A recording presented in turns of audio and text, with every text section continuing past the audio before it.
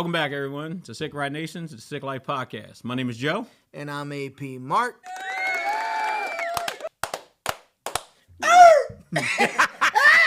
We're back! Not so much. Our audience just shrunk a little bit. Yeah. We only got like 3 people now. Yeah. One person was smacking the other in the back of the neck. Yep. You guys are good. I love you, Dad. All right. All right. Ricky Lake had better audiences. Let's try it again.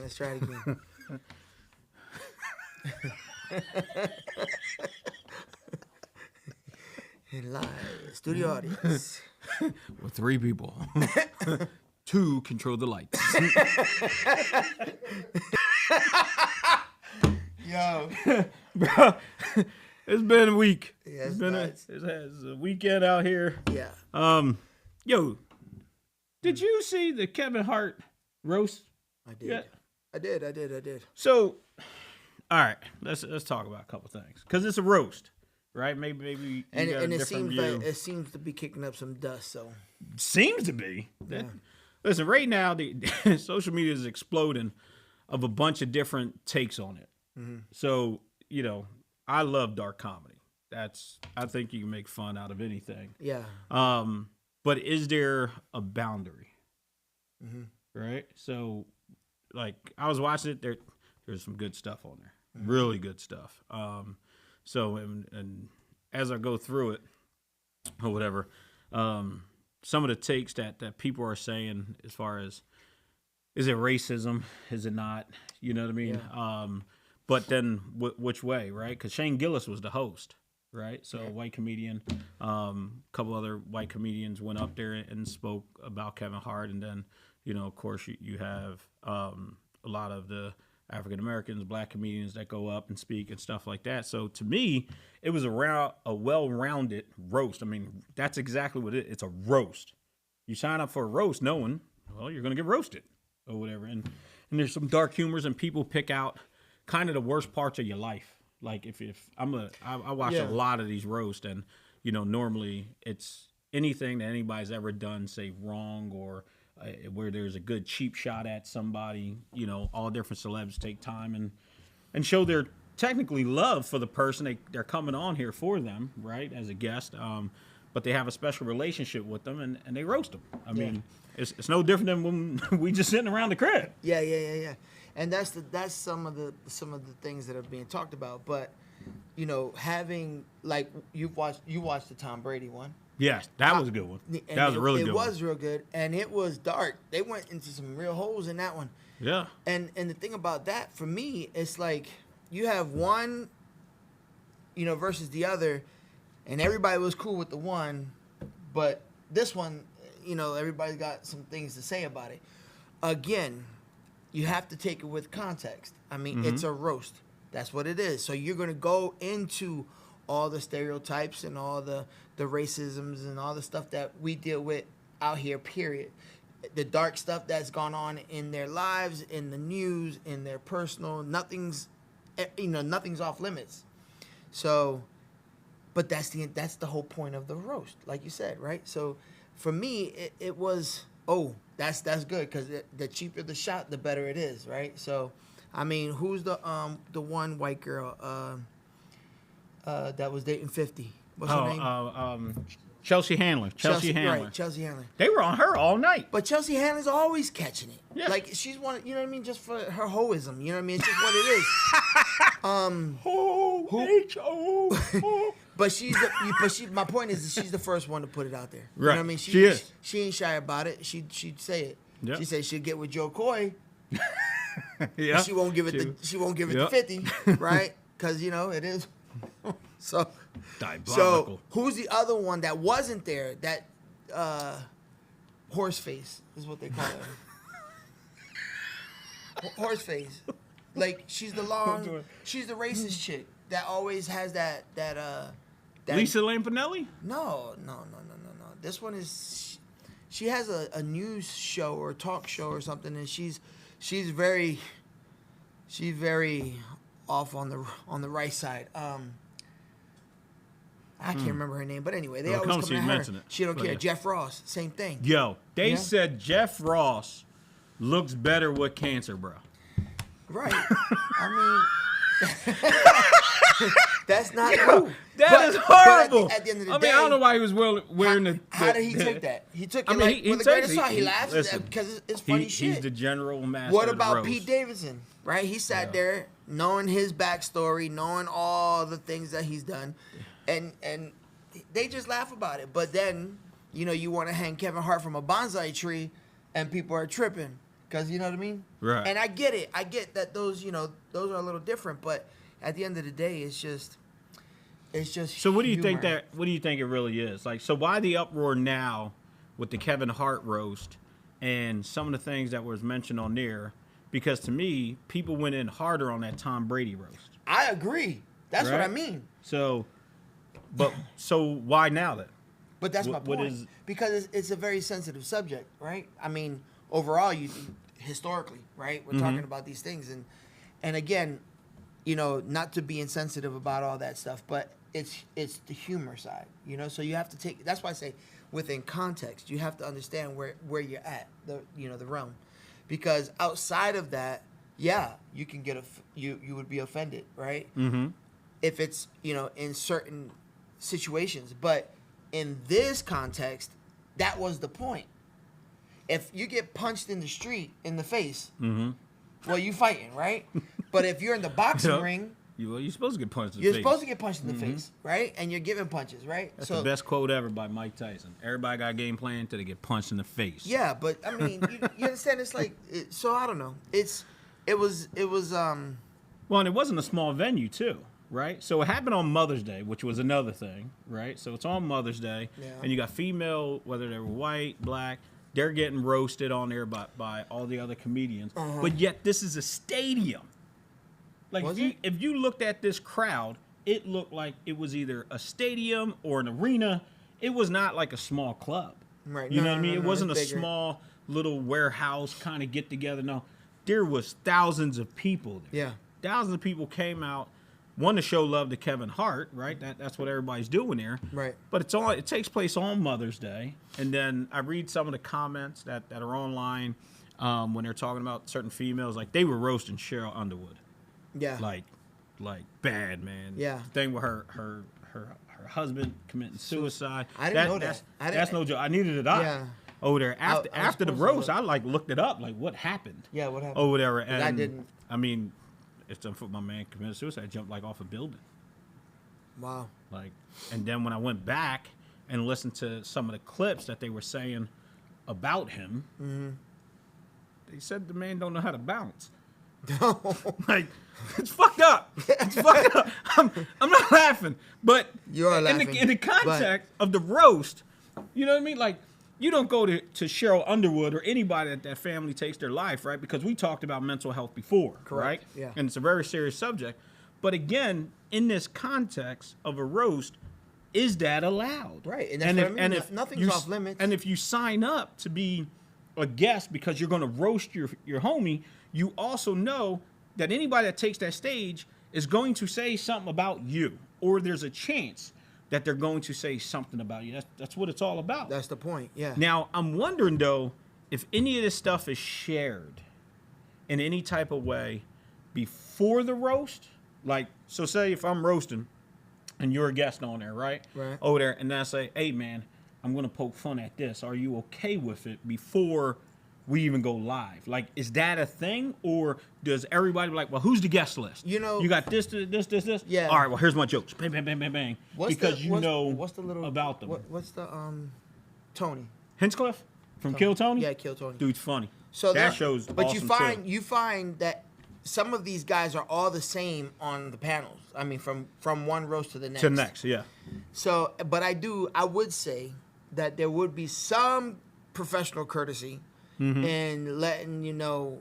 I would think behind the scenes, hey, listen. But see, they're professionals. This is my point. They're in their realm. They understand what this is. So professional comedians doing their jobs. So they know that this is about to go down. You're right. because as you're saying that, I'm thinking about the roast itself, and when Kevin Hart got up there to say all his things at the end, like everybody that's getting roast does, he said, "I told everyone on here to be their authentic self, say whatever it is they want. I want the raw and uncut, and these fucking guys delivered." Yeah. Right. So that was not verbatim, but basically what he said. When he started his segment of it toward at the end of it. So I guess there is some stuff that they would go over. I would hope. But then at that point, it's all green lighted. Right. That's what I'm saying. So then what's the uproar for? Because they're cool with it, but then the public isn't. They want to take, that's what, who said it? Chris Rock, selective outrage, right? Like, you pick and choose on what you want to be hot about when it's inconsistent. And I mean, he said it, and it's true. We do. We react on specific things, and we're cool with other things. Where it would be, it's just, you just pick and choose on what it is. I get that. But at the end of the day, these people make millions of dollars doing what they do. They have relationships behind the scenes. I'm sure that they're all friends in one way or another. Working. Cat Williams came out. That was a good one. It was dope. That was a good one. It was cool. I mean, not just what he said, but even for two grown men, right? Because in today's society, is that a joke? Two grown men? No, I don't know. That's pretty funny, bro. That's pretty funny. I wasn't trying to say I'm short myself. I'm like 5'6" with boots on, but like, okay. Listen, two grown men on TV squashing the beef, right? And then what I really liked about it is they squashed their beef. Cat Williams said what he said. Then when Kevin Hart goes on there, he takes everything back. Right. Takes everything back. Roasts Kevin Hart. Roasts Cat Williams, and then goes ahead and really is sincere. And says, no, just stay forward. Our beef is squashed and stuff like that. So I'm just like, he can do that in front of millions of people, thousands in that venue, millions of people watching on Netflix. It's going to be forever recorded, right? Because it's just streaming at this point. So, if that's what I don't get about this, like what you just said, selective outrage, right? If you're seeing everybody on here say some horrendous and horrible stuff, but in a joking manner, we can poke fun at each other, then why does anybody else outside of that realm take it so personally? Right. Exactly. I don't understand it. I mean, and again, it's entertainment, right? So, yeah. If it was white chicks and these two were in whiteface and all this Drewski stuff and then all this, so that was another thing. Waka Flocka Flame, right? He gave him his whole government. Waka Flocka Flame. Well, that's not his government. He called himself Waka Flocka Flame, right? Or now it's just Waka, right? He just go by Waka. Is this like a Sesame Street thing? Waka Waka Waka. No. But so he goes and he sees Jake Paul, right? Yep. Or whatever. Is it Jake or Logan? One of them brothers. But he sees one of them because, Drewski did whiteface, right? And he was making fun of Charlie Kirk's wife, right? So then, I think it's Jake, one of those Paul brothers, said he wanted to do blackface, right? Yeah. So Waka approached him when he seen him and was like, well, why you want to do that? Because, back historically, blackface was used by white people to make fun of and downgrade black people, right? We know this. That's not a game. It's not a joke. I'm not even playing right now.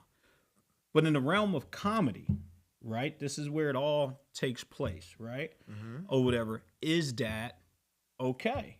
Can society be okay with that? And what I found, what comedy does, if you look at it throughout the years, from Red Fox to Eddie Murphy to Richard Pryor, all the way to now, right? All these greats, they make fun of race, religion, creed, sexuality. It doesn't matter. Nothing's have been off the table.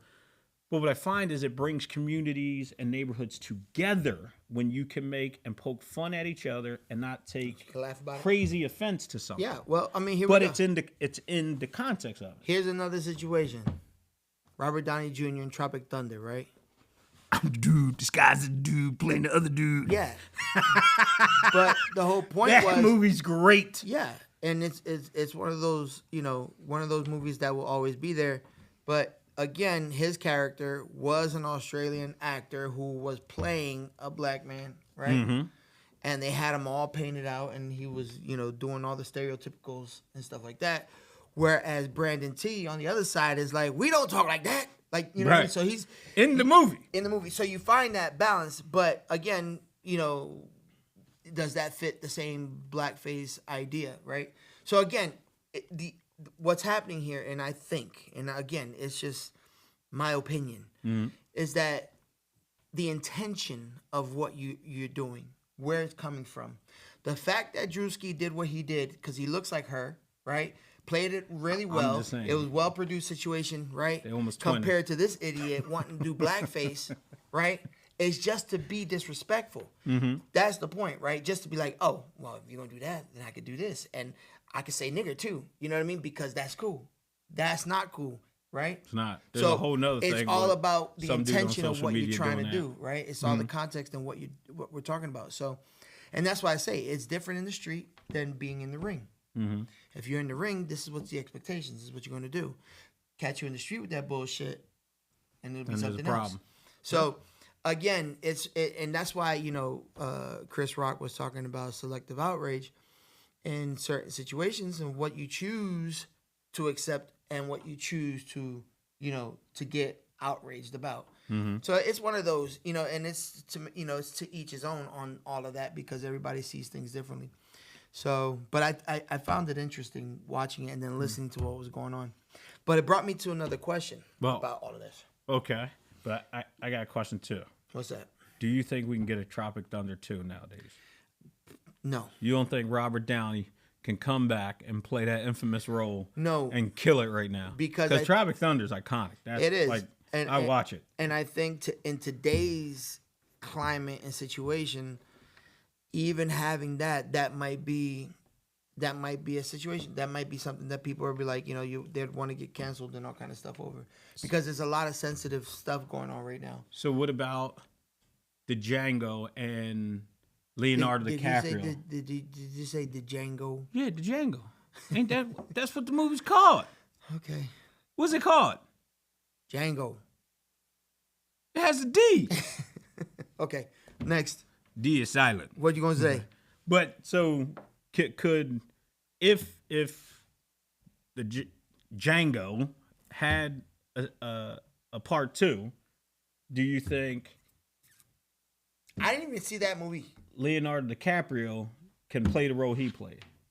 Because I watched a couple of interviews, right? So with Jamie Foxx, right? And the whole thing is Leonardo DiCaprio was not comfortable at all for like a certain period of time of saying the N-word, anything like that, right? Mm-hmm. So Jamie Foxx pulled Leo to the side and was like, bruh, we not friends right now. We in character.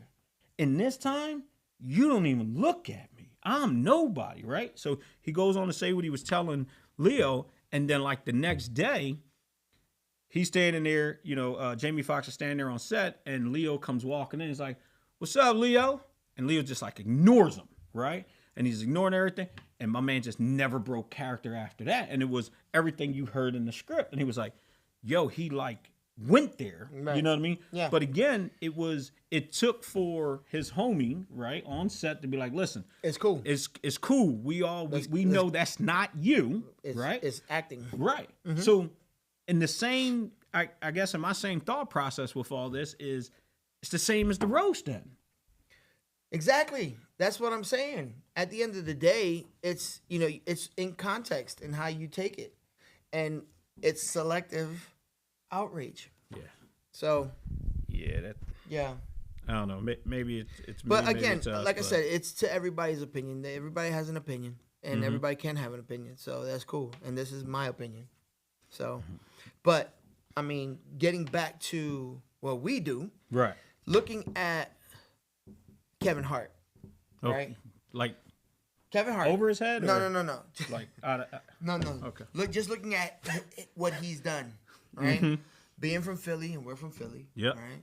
Understanding North Side, here in North Side, right? Mm-hmm. And everything that he's done at this point, it brings us back to the built not bought, piece, the earned not given piece that we talk about, right? Mm-hmm. In the culture.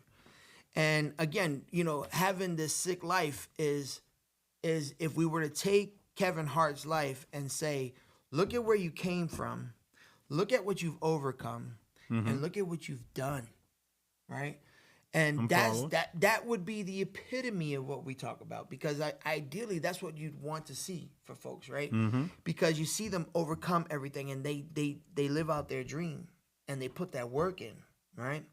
So we look at it like what you built as an individual, what we built, right? Coming from where we came from, doing what we do, what we've gotten to point now, right? And you and I both know that things for us could have went totally different. Okay? Yeah.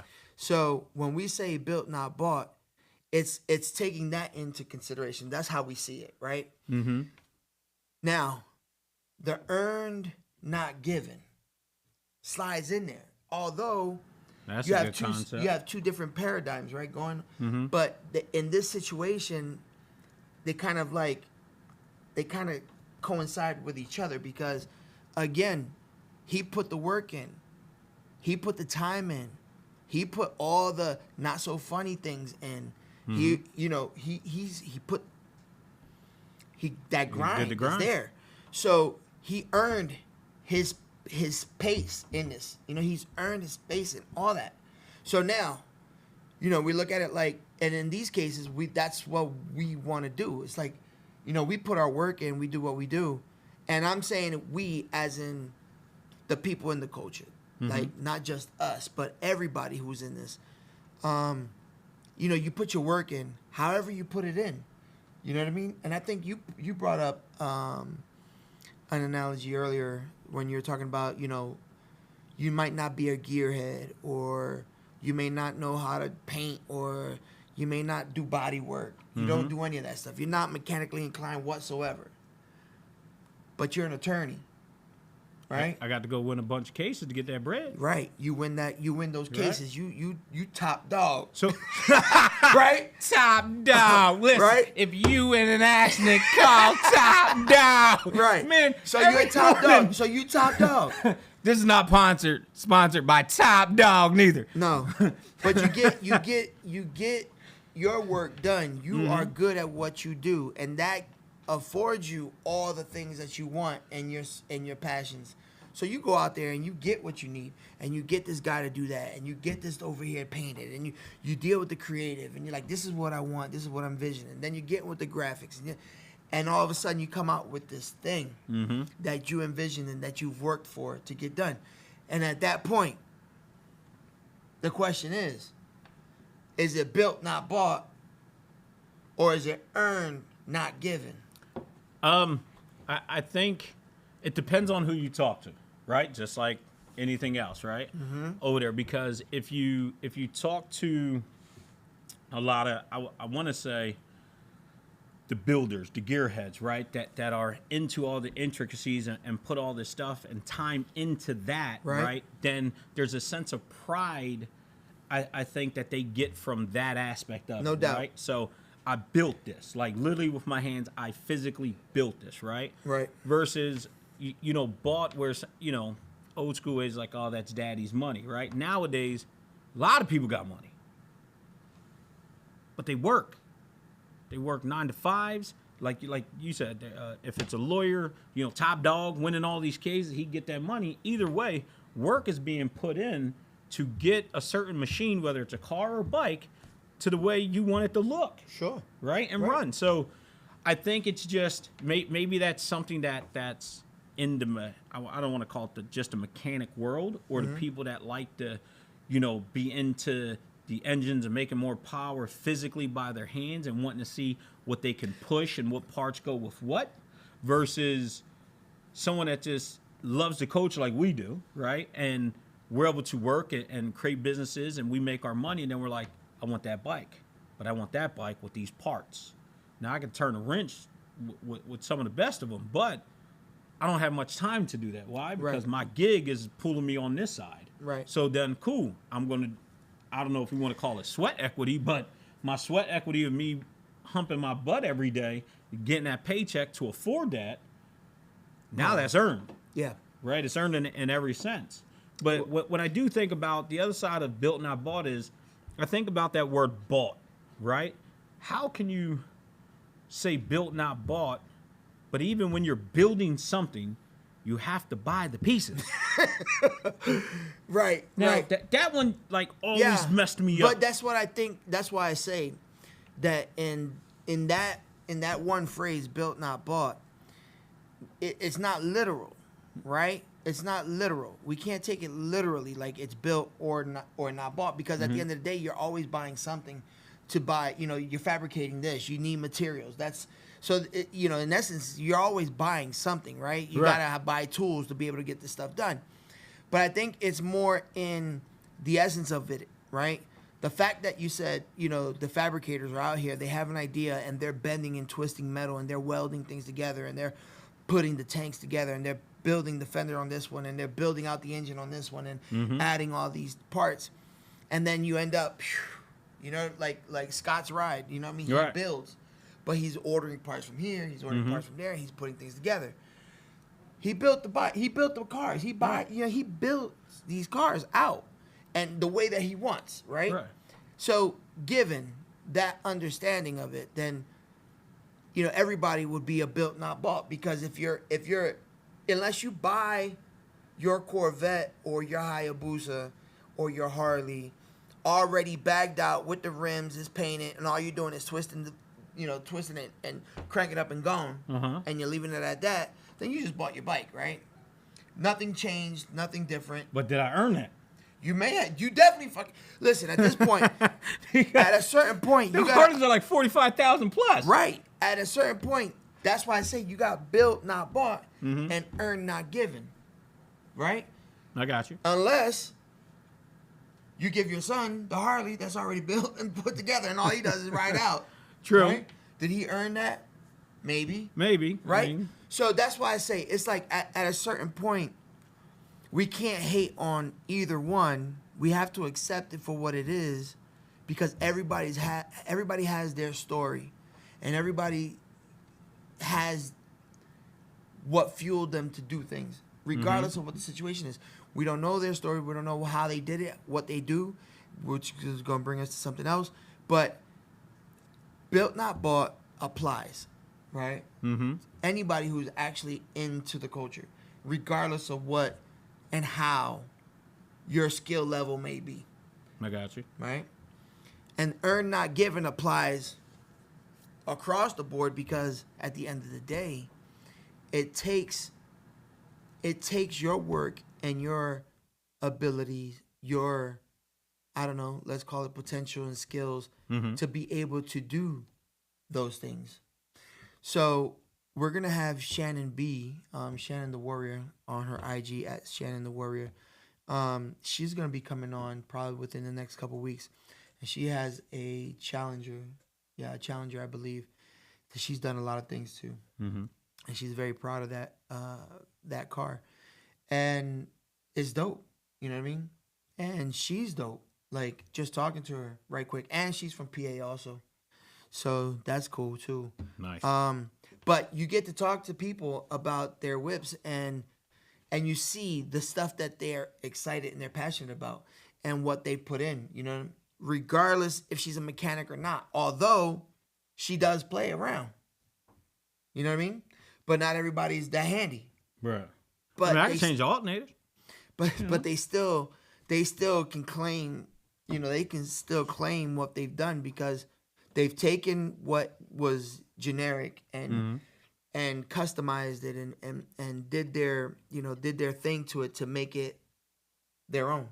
You know what I mean? This one is mine, right? So yeah, so that's pretty cool. But it's always been a question and things that people will talk about, even in the DMs, asking about the built not bought, and some people feel some type of way about that, but I think we keep a very open mind about that, and we don't judge anybody on what the situation is, because at the end of the day, again, you invested in your vehicle, you put time, you put money in there, you put your creativity.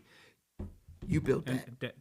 That's the thing for me. I think on both rounds, whether it's built, bought, whatever headline you want to give it, I think that there is an art form there, right? For sure. The person that's working 9 to 5 sees this basic or basic kind of base ride car or motorcycle, and then they got their vision for it, and they put in the hours at work to get that check, to hire somebody to make it their vision, right? Sure. And then you have the gearheads that love to turn wrenches and wants to see how they can take this to the next level with their own two hands. Correct. Right. So yeah. There's, sort of art form in both aspects of it. So I don't know. For me, I just never got why there was such an issue.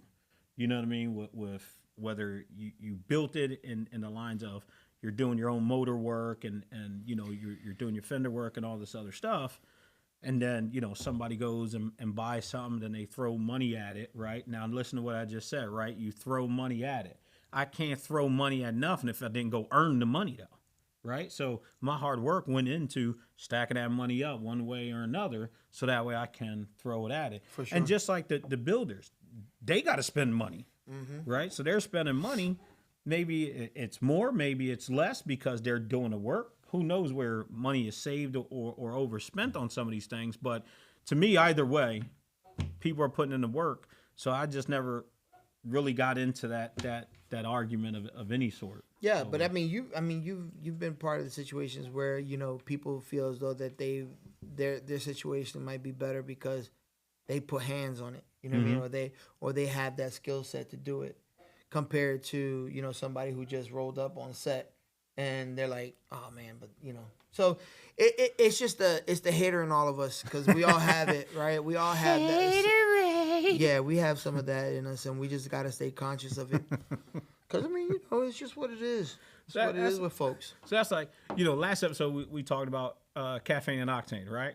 Right. So we do our episode, we post online, we get some views, talk to some people in the DMs and stuff. But when you look that up, so many vloggers. You know what I mean? I've seen so many vloggers talking about caffeine, octane, stuff like that. But not everybody out there is part of the car culture or the bike culture.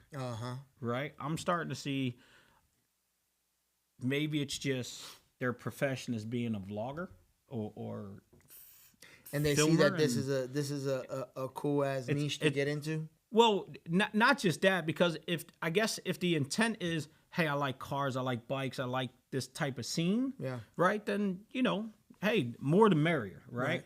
But what I've noticed is some people, if you go on their whole channel, there's nothing about cars, bikes, none of this stuff, right? Or whatever. But yet, caffeine and octane is up there, right? And there's not really too much comments about them being inside the community of any sort, right? So I'm wondering if now this culture of cars and bikes is now starting to become some way to clout chase. Yeah, I yeah, definitely. I think that you have certain elements in there of that for sure. Yeah. So I just seen that. I was just like, that was interesting, because now if it's clout chasing, right? That's one aspect to look at it, but hopefully it brings them into interest and piques their interest a bit more versus, I don't know if I know I'm saying people just filmed, caffeine and octane. It's a big venue. We talk about it a lot, but, it is easy to, because it's a free venue, right? It is easy to go in there, get a bunch of content and then, post it. And then hopefully the algorithms, because the show does what it does already, now it helps their channel out, right? Sure. So I'm hoping if anyone is using these type of events for that, be more involved in the culture, not just grab from it, right? I've seen a lot of times before social media was big, a lot of people come around, take from it, and not really give anything back positive, right? And that's the one thing that we try to do, is give back to it one way or another to keep this thing rolling. So let me ask you this: you don't think the content that they post and because I've seen some creative stuff, like, and I don't know what their situation is as far as if they're into cars or bikes or any of that stuff, but the content that they put together Mm-hmm. because they might be film, they might be film people or professionals or trying to be anyway, and they're putting these stories together, the reels together, and all that stuff, and they come out like super hot, and that might be their thing, right? That's their spin, like that's what they like to do. Mm-hmm. But they're not necessarily into the cars or know anything about the cars, but they like film. So and they edit and they're monsters with it, and I've seen some of that. So wouldn't some of that be because they're highlighting the culture, right? Mm-hmm. They're highlighting the culture. They're putting it out in this cool, on this cool medium. So here it is. Now you see their work, and this is that's their passion compared to what fuels us, right? That's so, sick. I mean, it could be something like that. This is what I mean about context and perspectives, right? Because everybody has their opinions, everybody has their view of things, and if it's something like that, or is it that they like doing film, and then the product that they do give you is the end work. This is it right here. Right. This is it, and you watch it and you're like, wow, that was crazy. How they did that was absolutely sick. That's the whole part of Sick Life too, right? Because the Sick Life, we said it episode 1, we said it episode 2, probably we say it in every episode, right? That it's not about just bikes and cars. It's about your passions and what you follow and the things that you create, your creative piece of you, and then the work that you put in. If you start a business and you're building it from the ground up and you're putting all this work in, and that part of it, because we've experienced all of that. I mean, we experience all of that. Well, I guess I like to put out an open invitation to anybody that, like you said, maybe a filmographer, right? That has done that, right? That, if I go on their page and, there's only, say, one car show or bike show or whatever, and their normal filming is something way different, right? Mm-hmm. I would like to understand the artistry there. I think that part of it is sick, right? So I'd send out an open invitation to anybody that is now wanting to film this stuff. DM us. We invite them on a show, and then we can help me understand a little bit more, right? Because I'm an artist over there, but I don't know. Maybe I'm mixing some of these video ups with like the takeovers. I want to give you. I mean, you have a point, definitely. I mean, what you're bringing up is you definitely have those few that are out there just being wild and doing all other shit. But what I'm saying too is that you also have the other side of that, right? So, and that's what I mean about just and that's why when it comes to this, especially like in the bike and car culture, and what we do as the Sick Life is that we try and be open minded and just be like, okay, take it for what it is, and see where people lie with all that stuff. You know what I mean? Because again, you do have those outliers who are like, just coming out, just want to mess things up, just want to, it's just ruckus. You know what I mean? And they're not respecting what's going on. They just want to do their own thing. Yeah. Yeah. We got a lot to talk about on that. That's going to be for another episode. At some point, yeah. But I mean, Drew, the guy who we had gotten him to do a photo shoot for Sick Ride, and the ones with the pictures of with the Nissan, and I mean he's film and photo, but in the culture, like he really is in there. Now, as far as his creatives is nuts. I mean, they're straight fire. He's a good, and he's a kid that went to school with Ashton. So, oh, nice. Yeah, Ashton's my son. Oh, we get him on too. His nephew. So, who's taller than me? Well, I'm not jealous. With better hair. That's not a big feat to do, but okay. Hey, man. All right. You could give me one of these things. Yeah. Well, I just gave you your point was on point. You got that. All right. We got that on film. I'll be able to replay it. Yeah, all day long if you want. Yeah. So, So, all right. So let's take it back for a second, because we were talking about Kevin Hart and what he built, right? Right. So we see the way he kind of went through things, right? He Highview did a whole bunch of I don't want to call it back alley, but low comedy clubs, worked the scenes, right? Put in nights, right? They all did it, right? All of them, the best of the best. They do it. A lot of them still do it. Dave Chappelle, it's known he sits in back of certain clubs. He'll do, a street performance just to practice some material. So they all do it, right? I've always wondered though, what the fuck do they do? Right? Like at a certain point, if you're starting your career in which you want to do, right? The Rock has $7 right now, and he talks about his story when he got, kicked off the team, right? His dad picked him up. He had $7 in his pocket, right? And that's the name of his company because he never wanted to be in that position again, and it motivated him, right? Right. But we go to these shows right now. Mm-hmm. We see some elaborate cars, very expensive cars, right? We see some nice builds but these builds, it's a Honda Civic, no dragging Honda Civics. I love Honda Civics, but they're crazy builds, right? And they cost money. I'm wondering, what the fuck you do? Mm-hmm. So I think we should kind of go around now and ask people that question, because that goes with. I want to go around and ask people that question. What the fuck do you do? What do you want to do? I want to go around and interview people and say, what the fuck do you do? Oh, okay.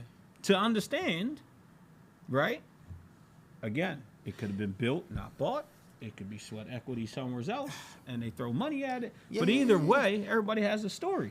Yeah. And I think in today's society, you see more younger people, I would say, with some really elaborate toys. And I'm just wondering, what the fuck you do? So that's a good question, because those are questions that we ask, and we know. We know. Don't be playing us. We know. We from the streets. We know. and a lot of times they've asked us, "Fuck you do." But again, we look at because we understand what it is, right? So, when you see young people, and I say young people, not even 30, and they're riding around in a Rolls Royce Cullinan, or the Lamborghinis and the Ferraris. We're talking about $200,000-$300,000 cars. I'm just saying, everybody's not a social media influencer. No, but again, that's the question, right? Because we don't know. Mm-hmm. So I think the segment would be dope, that we can actually just ask them, and that would be something that we would do. Ask them, "Fuck you do," right? With all due respect, and see if they can give us an honest answer. And it would shine some light on some things, because you can see a lot of people are more business savvy, right? Because the younger generations has gotten smarter. They have access to information. They see it, right? Mm-hmm. We had to do it from the street, right? Because we didn't have the access that these kids have.